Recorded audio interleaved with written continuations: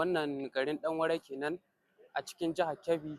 Kamar yadda kuke gani sun fara gudanar da aikin ma'adanan albasa a wannan yanki a daidai wannan lokaci, ajiyar albasar rani, wanda yanzu haka ga nan an fara ayyuka kamar yadda kuke gani.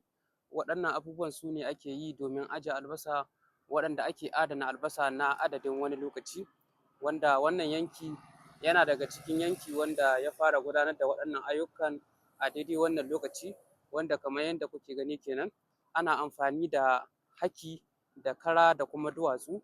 Akwai wuraren da kuma suke amfani da itace da sauran abubuwa domin yin wannan ma'adanin albasa.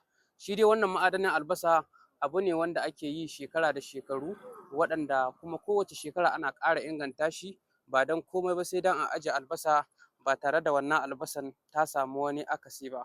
Sannan kuma akwai hanyoyin da ake bi wajen zaɓen ita albasa wadda ya kamata a aje ko wadda za a aje, ba don komai ba sai don a aje albasa mai inganci mai kyau wadda ta ƙosa, ba don komai ba sai don a aje ta zuwa wani lokaci.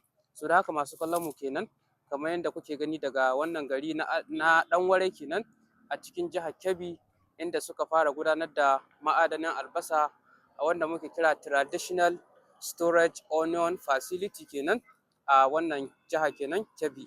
Aminu Abubakar Shinaka, kamar yadda kuke gani kenan, masha Allah.